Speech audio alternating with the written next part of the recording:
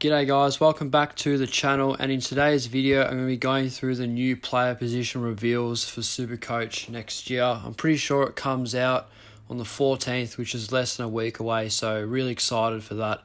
It might be longer, I'm pretty sure it was the 14th of last year. Maybe it's changed, I'm not quite sure, but nonetheless Supercoach is not very far away, so I'm just going to be going through the new player position reveals of where we're going to have to pick each relevant positions and all that sort of stuff. So with no further ado, we're going to get stuck straight into the video. So first up on this list, I've got Lockie Wheatfield. Now Lockie Wheatfield has gone from defence to mid forward now, and he'll probably be a lot of people's D1s this year, or next year rather. He's going to be a really promising option. I think he's a must-have in my opinion. He's so elite. If he can have a full season, really unfortunate for him to go down for 6 weeks in 2019. I reckon he is going to be a very great option to have, and he's got a really high ceiling. So yeah, I'm expecting big things from him. Next up on the list, we got Dustin Martin. He's now mid forward, so he gets forward status. A lot of people are going to be jumping on the Dusty bandwagon as usual. To me, I don't really get fooled by it. He's notoriously burnt a lot of people. I just don't really think he's much of a Supercoach player. Never really rated him in Supercoach, and tends to butcher it a fair bit, and even when he isn't, he's sometimes only gets like 20 touches and scores below 100. So yeah, I'm not really keen on Dusty.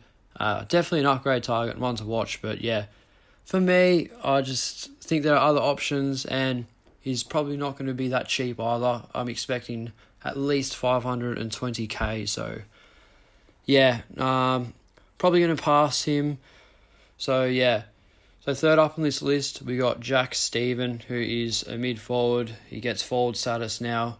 Just exactly like Dusty. People are probably going to jump on him. Yeah, he has had a full pre-season. He's shredded off a lot of weight. He looks pretty good, but it's so risky. You can't be so reluctant on players like that who have missed so much football. And he's definitely a player to watch. I do rate him. I always have rated him. I like Jack Stephen.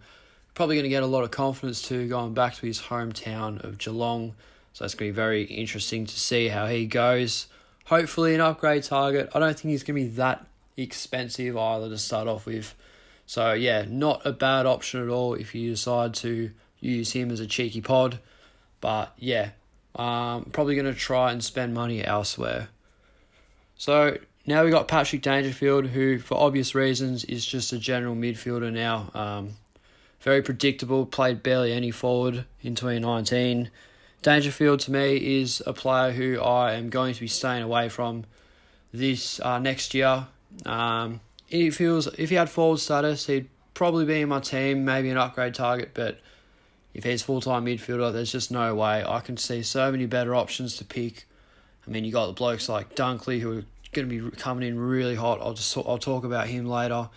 We got Jack McRae, Patrick Cripps, Lockie Neal, Fife, and plus we got really young emerging talent who have taken their football to another level, like Taranto, James Warple, for instance. Tim Kelly over at West Coast could have a really good year. So there's just so many other options. Plus we've got to spend big to fill up positions for our rookies.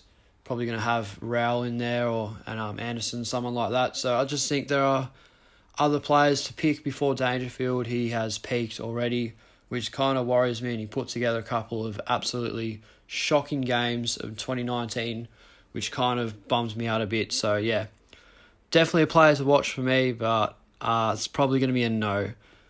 So next up on this list, the player I just spoke about, Josh Dunkley. He is a full-time midfielder, which is also very predictable.